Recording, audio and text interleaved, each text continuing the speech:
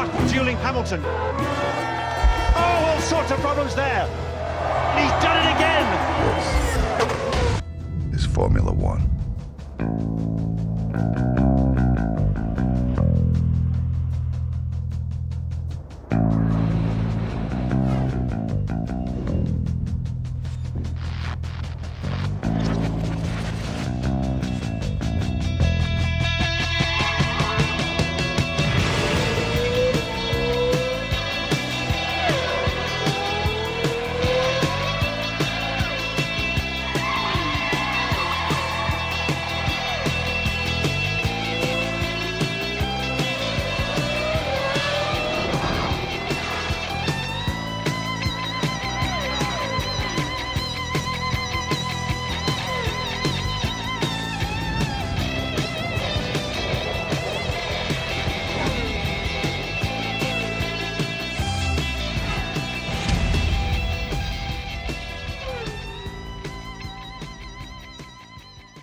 Guess where? Yes, Monte Carlo, a small principality in the Stirling area. Good afternoon from Monte Carlo in glorious weather.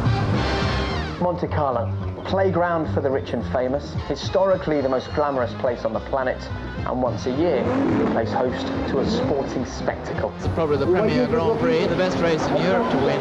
A throwback to a bygone era when man and machine raced not around tracks, but through the streets. It is one of the most demanding circuits of certainly of its type in the world. It's a contest that has spawned many a great champion, and their insight into how to tackle this track remains as relevant now as it's always been. If you can be first away, this is a big advantage. Engines, qualities, go, go, go! Graham Hill, how does this race compare with others in the World Championship? It's definitely one of the toughest. The nature of the circuit is such that you require tremendous concentration. Jackie, why do you think Monaco is so unique? The sort of racetrack that seldom does the fastest car win. There's a very high mortality rate in vehicles here, so it's a question of the car that finishes. In the smooth, slick world of F1 circuits, this is the bumpiest and the slowest, although that dilutes none of the drama. I mean, look at the crowd going absolutely mad. We usually see our fair share of incidents here, don't we? Once the race starts, it seems to be more of a distraction derby. It's so demanding here, Graham. How often do you actually change gear, do you think? Probably changing gear about 16 times a lap. Apart from changing gear, we've got to conduct ourselves in the car around the circuit in a proper fashion and eyeball all the corners. Chris, how should a driver approach a race like this?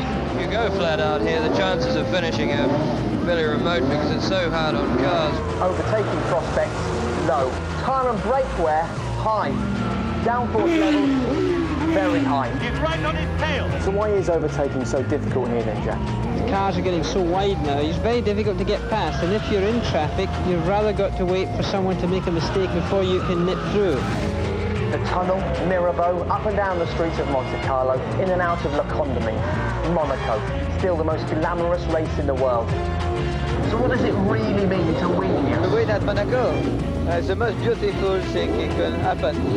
And Graham, one final thought from you. Brawn are desperate to remain the team to beat. Do you think their first Monaco win could come today? They seem to have got quite a bit of power, and looking at the rear end of their car, they've made quite a lot of improvements. And I would say, with the drivers that they've got, they're going to be quite a threat. Gentlemen, great to see you all again, and enjoy the 2009 Monaco Grand Prix. Thank you very much. Well, the names Hill and Stewart may hark back to a golden age of motor racing, and although the drivers will be wrestling their cars around Mirabeau, through the tunnel and past the harbour behind me today, just like their predecessors did, this is 2009, and Formula One remains as dramatic, as exciting and as unpredictable as ever.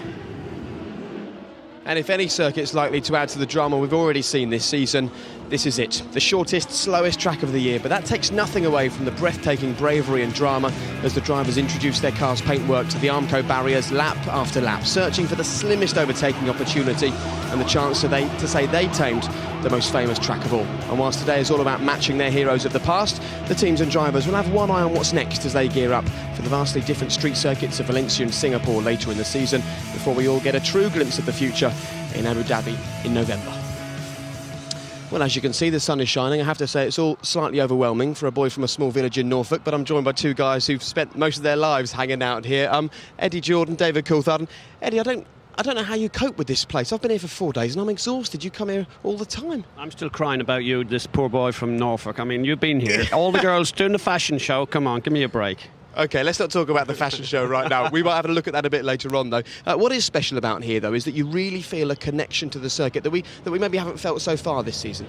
Well, we're much closer to the track, that's the first thing, and the people are able to get much closer, and there's this feeling, it's a kind of a theatre, and it's the jewel in the crown. Everybody wants to be at Monaco, whether it's the sponsor, the teams, the staff, everybody wants to come here, and why not? It's just an adorable place. I was amazed yesterday when you said that the harbour used to be busier than this. I'm not sure how they could get another boat packed into this. But David, let's have a little chat about street circuits, because we've got a couple more coming up towards the end of the year. This is more than just a street circuit, though, isn't it? For the spectators and I guess for the drivers as well. Yeah, we have, as you say, other street circuits, Valencia and Singapore coming up later in the year, but they have a modern twist to them. So there is runoff in certain areas, but somewhere like Monaco, you're really hugging the barrier all the way around the track. I think Martin referred to it in qualifying yesterday. It's like a badge of honour if you can leave the Bridgestone name against the Armco barrier. And certainly when we looked at Jensen's qualifying yesterday, there was a few places where he was literally rubbing the barrier. It's a badge of honour to win here as well, and you've done that twice. But today is, of course, all about scoring points as well as impressing all the people huddled onto their boats here. And this is the way that it's standing at the moment. Jensen Button arrives here with 41 points from the first 5 races. That's championship form by anybody's standards. His teammate Rubens Barrichello, well, he'll be more likely looking over his shoulder now at the Red Bulls of Mark Webber and Sebastian Vettel, who are eyeing up his second place. World Championship winners Fernando Alonso, Lewis Hamilton and Kimi Räikkönen, they're all having to get used to life away from the sharp end of things at present. And looking at the constructors, Brawn GP currently have more points than their 2 nearest rivals combined. McLaren, Renault, BMW, Ferrari, they all know that to satisfy the fans and the money men, they need to start producing. In the current financial climate, it's a dangerous time to not be doing the business on the track.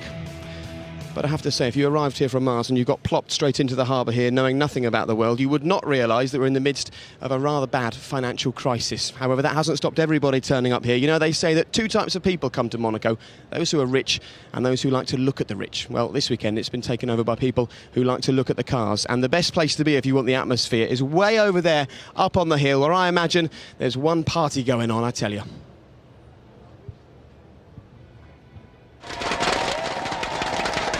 Welcome to Monaco. These are the cheap seats, if there is such a thing here. I am hanging on for life to a branch precariously positioned on the hillside underneath the palace. In fact, it's so steep here that people even bring their own shovels to dig themselves in for the day.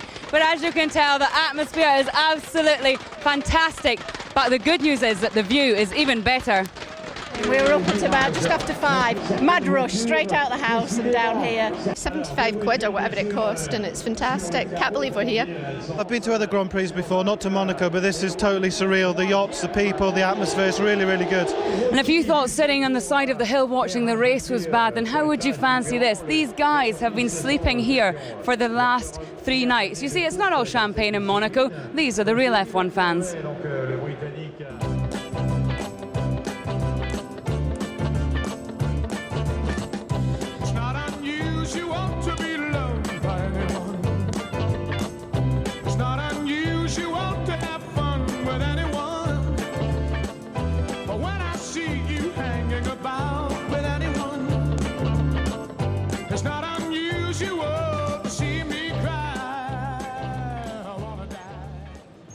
Well, it could be a tough day for Lewis Hamilton, and you'll find out why very shortly. Just over 40 minutes to go until the race, so I hope that the guys up there on the hill inside their tents have crawled out to ready themselves for the race this afternoon. But if you just take a look behind me and have a look at this harbour, you can see over there the biggest boat of all, and that means a lot here in Monaco, is the Indian Empress. Now, that belongs to Vijay Mallya, who's in charge of the Force India team, and right next door to his is Flavio Briatore's boat. You can't miss it because it's got a huge gold sort of FB right on the top. It's very nice indeed. And this weekend, there's been sort of more attention on that boat than there has been on Flavio's Renault team, because all of the team bosses have been meeting to try and work out the future of Formula One. Since it was announced there would be a budget cap of £40 million to enter next year, well, the teams weren't happy at all. They met this weekend. Apparently, the talk of now having a breakaway series has gone away, and Ted is speaking with Max Mosley. Here are his thoughts.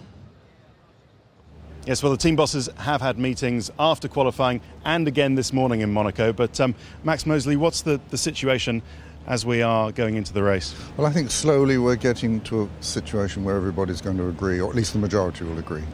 And that means agree to a budget cap set at 40 million? Yes. Well, 45 million euros, I think, is the figure now, but for all practical purposes, yes. So have you managed to break them down to that? Well, I think we're going to maybe go there in one stage. There may be an intermediate year in 2010. That's still under discussion. But then that we really come to these figures in 2011. And I think the reason that it is going that way is that everybody understands that it simply cannot go on at the present level. The money isn't there. OK, Max, thanks very much. Well, there you go. There will be changes, but it looks like it won't be for 2010. As Max said there is still a lot more discussions to go on, and we'll be discussing this with David Coulthard and Eddie Jordan very shortly, but there isn't really time to get into it and do it justice here on BBC One. We will be talking about it, though, on the F1 forum. All you have to do is press red straight after the programme, so you can join us and you can get involved as well. All you need to do is drop us an email, f1@bbc.co.uk, and you can send us an email anytime. Please don't wait till the end of the programme. Send them in now. We'd love to see what you've got to say and hopefully read out your emails as well. Now, this place, look at it. It's all about kudos, status symbols, a chance to say to other people, have a look what I've got. Well, this weekend, the 20 F1 drivers all wanted one thing and one thing only, to be at the front of the grid come the start of the race. Of all the qualifying sessions of the season, Monaco has the biggest effect on the race outcome. It requires more concentration, more precision, more nerve, focus and skill than any other. If you get it wrong, you can't overtake, and you're condemned to a race with little chance of success. Getting it wrong in so many ways was Lewis Hamilton. He admitted he braked too late and lost the rear of the McLaren. Don't know what I was thinking. I made a mistake, and it's been going well all weekend. I apologise to the team for wasting the time. Felipe Massa had an early scare but would survive into Q3. But both Toyotas were eliminated in Q1 with no grip, while it was the same story for the BMWs as desperation set in with wild setup changes. We also tried to change completely setup to see if it helped, but it didn't. So yeah, it looks like whatever we do, we are always there. The Force Indias and the Toro Rossos achieved higher grid positions than usual. Nelson Piquet underperformed yet again in the Renault. But massive frustration for Sebastian Vettel. He had the lightest fuel load of them all, but the Williams held him up and the chance of pole was gone. It's difficult. I mean, we were expecting more, so our chances getting smaller. But on the other hand, hope is always there, and we're here to fight. Kimi Räikkönen starts on the front row, but he doubts he'll be able to exploit his Kerr's boost at the start. We used, but I mean, it's probably not the length of the straight for the first corner is probably not enough. But what you need in Monaco is a car with great mechanical grip, and that's where the Brawn excels. Jenson Button delivered the exceptional lap of qualifying, pole position from Räikkönen and his teammate Rubens Barrichello. I thought I had him, because I had him for the whole weekend, and all of a sudden he appears from nowhere. I mean, I got out of the car and I hugged him and to get it right, and it came good in qualifying, and it's the best lap I've done this weekend for sure. My last qualifying lap, and probably one of the best laps ever in my life. So the most important pole of the season goes to the runaway championship leader, Button's 7th career pole. Kimi Räikkönen with real pace. Barrichello and Vettel on the second row. Massa ended up 5th. Rosberg felt he should have done better than 6th. Then it's Kovalainen, Webber and Alonso set for a race-long battle. Best of the season for Kazuki Nakajima. Sebastian Buemi was the class of the midfield, while Giancarlo Fisichella the quickest Force India. A combined budget of £400 million, and all Toyota and BMW could manage, was the last 3 rows of the grid.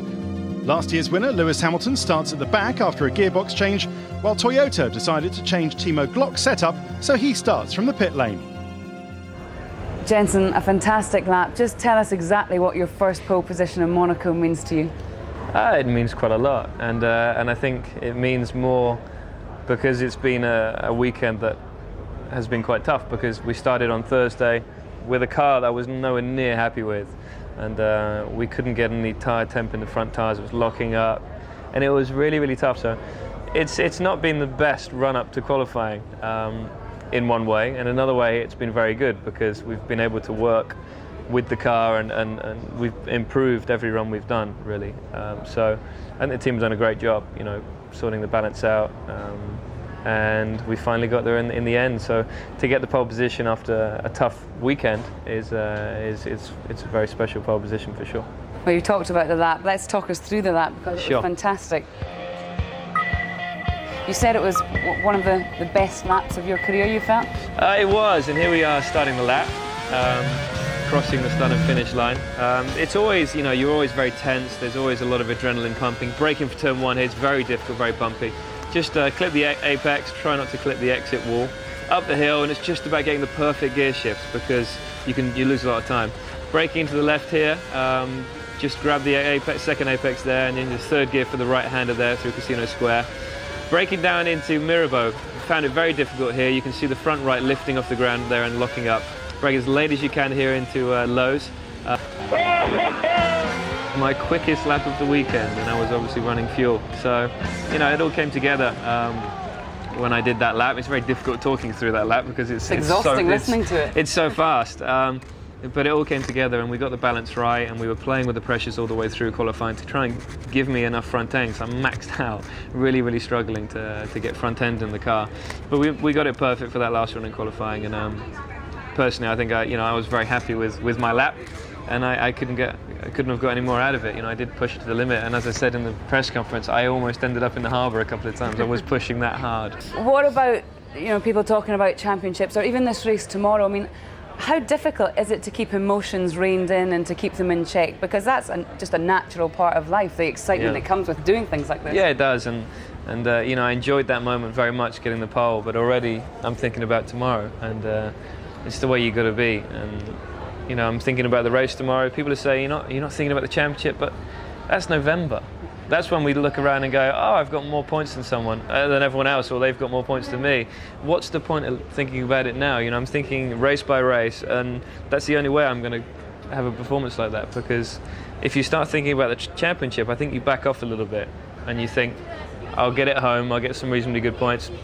But you can't do that at this point of the season, so I've got to be 100%, and to do that, I need to take it race by race, qualifying by qualifying, and practice by practice. It's the way it has to be. Well, the way it is so far is that he's done all that's been asked of him. He is on pole. If you take a look at the bottom of the screen, you'll see a weather report popping up. The sun will be shining. It's certainly shining on Jenson Button. Lee was talking to him there last night, and I popped into the paddock, and he was buzzing. Now, you were on pole here 8 years ago. Just tell us how he would have felt this morning when he got up. What would be going through his mind today? I'm sure he slept very well last night, because you're in a position of power being in pole position in Monaco. Obviously, he's got to get to that first corner and out-launch the Ferrari. But if he can make it there, then I think he's got this race pretty much under control. Did you sleep well the night before you were on pole? Because I would have thought it'd be totally the opposite. No, absolutely, you do. When you've done the difficult part on Saturday, you've taken the pole position, it gives you a massive advantage around this track. And he'll be a little bit nervous now in the countdown to the start. But otherwise, he mentioned there he's taking this a race at a time for the championship, and he'll be taking this race a corner by corner, lap by lap. And it's a long race, it's a hard race, but if he gets a jump at the start, then he's got the large part of the work done. Well, if anyone knows how you should tackle this race course, it's you. You've been very successful here over the years, and yesterday we saw what can go wrong if you're not 100% tuned in at all times. Wonder. Just explain what happens here, David. Okay, well, there's the car in front, who I'm not sure who it is, obviously blocks, comes back across in front of him, and then Grosjean rides up over the back of that wheel, and this is always the big problem with single-seater open-wheel cars. And this is the worst-case scenario for a circuit like Monaco. But thankfully, the barriers did their job. Driver was okay. Car stayed within the circuit. They've repaired that, and we'll all be in good shape for the Grand Prix today. Yeah, Roman jumped out of the car. He was fine. But if Jenson Button's seen that, Eddie, that may well make him think, hold on a minute, I don't want that to happen to me today. He talks about the fact that he's not thinking about the World Championship. But, you've been involved with drivers who are pushing for the limit the whole time. You can't ignore the fact that you could win the world title this year. Will he slightly ease off at times, do you think, today?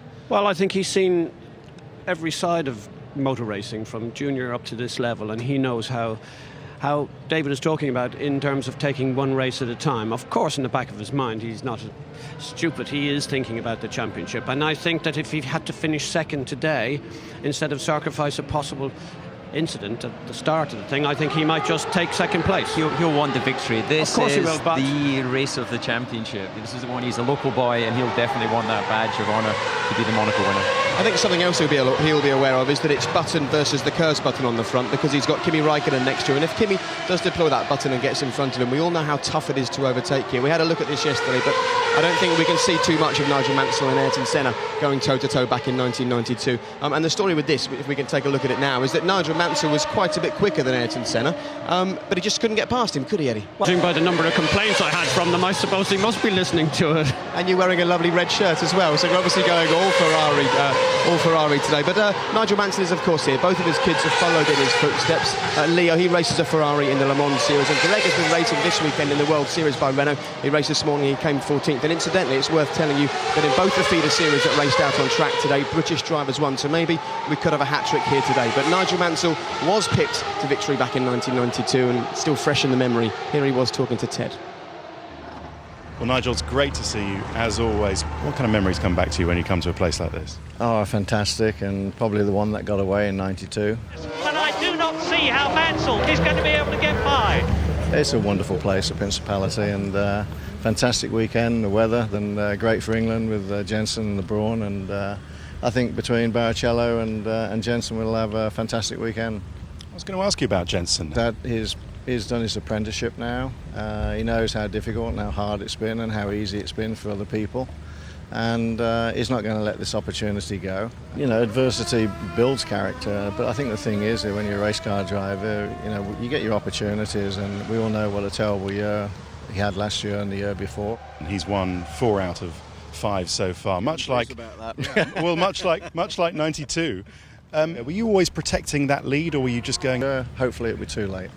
And what about Lewis? He seems to be having trouble almost understanding the fact that he's not going to have the best car all the time.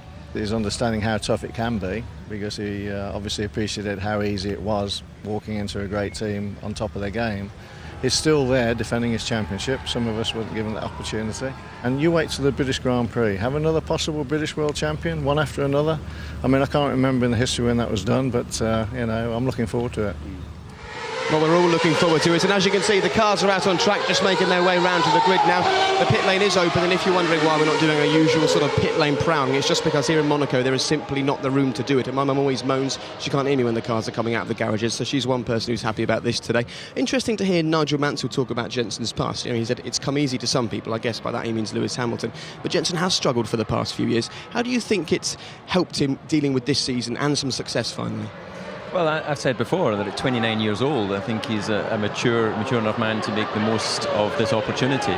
He's served his apprenticeship, only achieved 1 victory before this season, and then obviously had a difficulty in the last few years with Honda. But I think he's dug deep, he's shown that he's got great talent, and when it really matters, these last 2 qualifying sessions we've seen in these last 2 Grand Prix have been amazing. He's pulled the lap time out at the end, so he's a world-class driver, truly fantastic.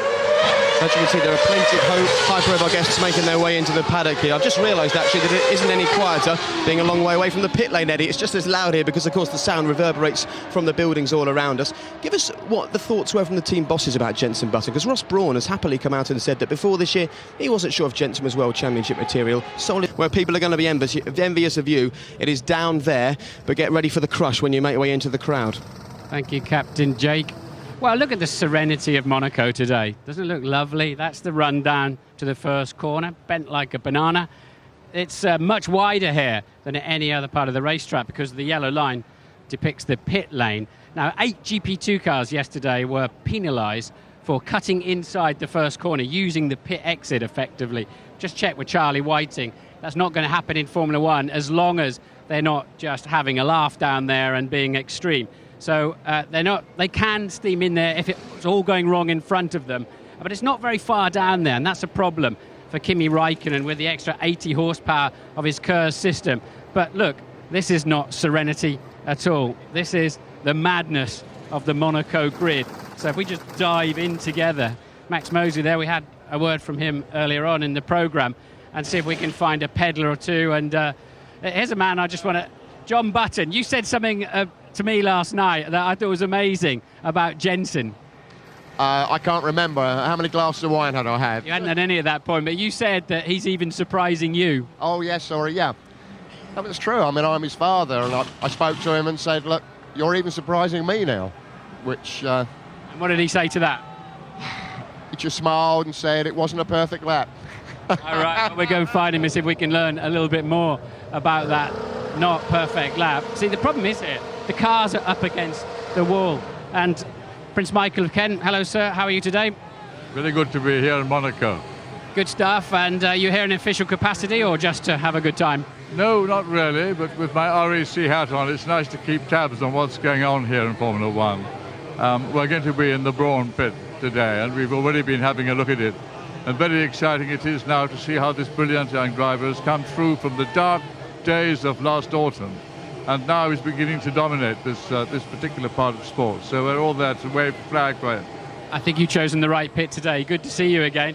Let's see if we can get across there. The track is so narrow. There's an 8-metre difference between each car. Obviously, that's based on the average length of a Formula One Ego. Is Pat, where's your car, mate? Have you lost your car? Right at the back.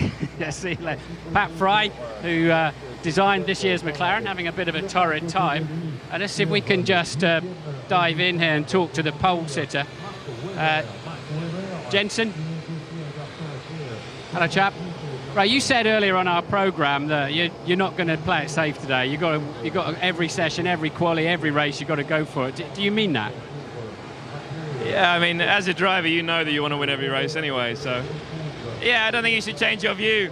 And I'm starting on pole, so I've made, I've got the easiest race, if you like, compared to the rest, because I'm starting in front of them. But it's still not going to be easy. Kimi's car, I'm sure, will be good off the line. I don't know what tyres he's going to be running. We have to wait and see. But these super softs, they're only going to last 14 or 15 laps, aren't they? Ones with the green stripes. I don't know, are they? That's what I keep hearing. But your car seems nicely balanced. Maybe you'll. We'll have to wait and see. But I don't know what other people are doing, so I don't know. I don't know if I should sort of give it away what we're up to. No, don't do that because people are listening. But he's got 5 laps less fuel than you, and he's got another 80 horsepower. Once he gets to 100 kilometres, 62 miles an hour, and his KERS system kicks in, do you think he can make that count down to turn 1? I don't know. I mean, it's a really short straight. It's the shortest straight from the start line to turn 1. So I can even see the place where I'm going to be braking. So it's not a problem.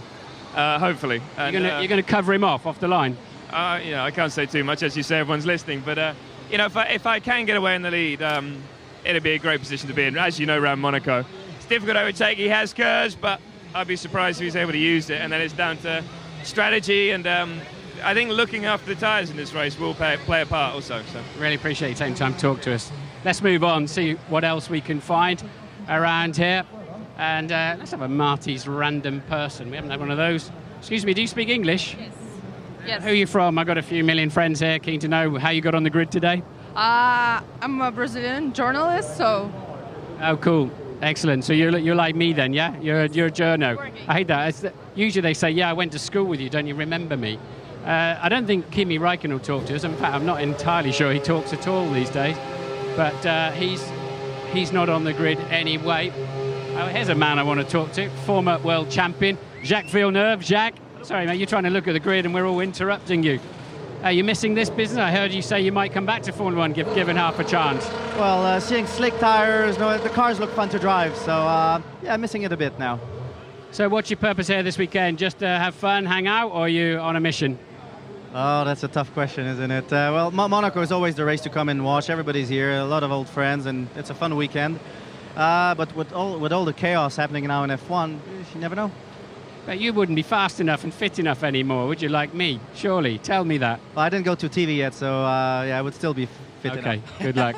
Let's see who else we can find around here. We've got Vettel's Red Bull here. Let's see. Apparently Michael Johnson's to my left here, so we'll doorstep him in a hurry. I'm fast, they're quick. Michael, a quick word for our co-employers in the UK, BBC. Good to see you. What's your purpose here this weekend? I'm sorry? What brings you here this weekend? Who are you with? I'm out here just checking it out, just checking out the races. I'm a big fan, so every chance I get. I usually come here every year to Monaco, but I try to get to a couple of other races each year. Yeah, well, you're the man with the golden boots and the lap records, the world records, what have you, but Button's doing an amazing job, isn't he, this year? Absolutely. I mean, the car's great as well, and he's doing a great job. He's just seemed to be so focused at this point. He's got a lot of confidence in the car right now, and I mean, he's doing fabulous, doing a great job. Can you relate to this chaos that's going on around these athletes as they're about to deliver 2 hours of, really intense action. Can you imagine going through that yourself? Yeah, it's what happens. I mean, when you come into this situation what it's going to be, and you've got to just maintain your focus. I mean, all of these things that are going on around the drivers, don't affect the driver at all. The driver's got a job to do. He's focused on what he's got to do and the task at hand. And, this is what we see, but the driver, I guarantee you, he's only seeing, the objective, and that's what he's focused on. Okay, I'm going to move on. I'm hearing that, is Bernie here with his arms around, I think it's his daughter. Bernie. Oh, it's Jerry Halliwell, sorry, it's not his daughter. That's gonna go down well, isn't it? I'd rather talk to Jerry. Have you got a quick word for us? I love fast cars. Do you? So do I. I'm a bit of a speed freak. Love Ferrari, but I'm really proud of Jenson Button. Brit's doing it again. It could be second time winner, the championship, and he's had a bit of a journey, and I love his smooth drives. I think it's brilliant. You should come and work with us in the commentary box. You're really keyed up on this. My father was a car dealer, so I'm very excited. We go way back. How excited are you? Very excited. Who do you want to win? Super upset with him keep winning. We say it should be unpredictable. It's bloody predictable again. Well, everyone has their moment, though, don't you think? He didn't have his moment 10 years back. If I could just butt in here, because we got a few million people watching this. Sorry, I would like to apologise because I said it was Bernie's daughter that was standing with him, but maybe I don't have to apologise. Bernie, is common sense going to break out in Formula One between all the teams and yourself? Of course not. Well, it really needs to, don't you think? Don't worry, it will. All right, I think it will. Thanks for your time. Thank you, Jerry. Have a great day. Jake. Qualifying was so tight, there's just 2 feet in real distance between Jenson Button and Kimi Räikkönen. Button has the advantage, being 3 kilos heavier, but must watch out for Kimi at the start. Vettel's light car was wasted, as was Nico Rosberg's Williams. So if they were all on the same fuel load, we can see that the masters of Monaco were Button, Räikkönen and Barrichello, who all did great jobs in qualifying. The second division drivers are headed by Felipe Massa, who was half a second slower, while the Williams and McLaren cars are more suited to Monaco than other tracks. Pit stops today will be dominated by tyre wear. The super soft tyre with the green edge is very slow, so drivers like Sebastian Vettel could do their first short stint on that tyre. Rosberg, Räikkönen, Massa and Kovalainen all stop within a lap of each other, while Jenson Button goes to lap 20. Fernando Alonso is heavier, and Williams put Nakajima on a long first stint 2-stop. Safety cars are always likely here, so strategies must remain fluid. Well, Felipe Massa sort of did his point and squirt qualifying session round here, half a second slower than his teammate, and they're on identical fuel loads. That's strange. I mean, he did say last year that he doesn't like it here, but he was on pole 12 months ago. The Monaco race week has plenty of time for the drivers to relax and have some fun away from the track. Amber Fashion saw them swapping race suits for style, made of Elton John's 8 Foundation. But who is the worst dressed driver in the pit lane? He's not racing anymore. He used to be very fast. He's given up racing now. I can't mention any names there. Timo Glock spent his day off speeding on the seas instead of the circuit. Hats off to him. Meanwhile, BMW's Nick Heidfeld did a bit of sightseeing around the Principality, although it seemed as if he was more interested in the track instead of the tourist sites and his lunch. And the annual charity match took place between Prince Albert's team and a driver's 11. It was a chance for those who were more used to the tarmac than the turf to show off their footwork, or not, in the case of Jarno Trulli. Fisichella was lucky to come away with his feat, and Alonso should have come away with an Oscar. The drivers won 5-2, and for Fisi, it was at last a chance to get his hands on some silverware in Monaco. And the chances of a repeat today are pretty slim for him, I think. Right, let's head up to the commentary box and have a chat with Jonathan Ledyard. And Jonathan, we're here out on the deck. We've got the track just behind us in the sunshine. You should be commentating from here. No, this is the place to be. This is the place to be. Just on the exit of the swimming pool chicane, the complex there. We can look into the pit lane as well. Good afternoon. If you decide to press the red button, then you can ride on board. There's also lots of extra data feeds and things that you can do there as well, and you can stick with that for the whole race if you wish, or maybe halfway through you can log on to the BBC Sport website, bbc.co.uk/sport, click on Formula 1. You can watch the race live on there, you can get live timings, you can also read blogs, check out circuit guides and all sorts, and if you miss anything today, then the iPlayer is available for you when you get back in this evening. So there you go, the iPlayer online or via the red button. There's all sorts of options for you. Right, gentlemen, it is a one-word answer.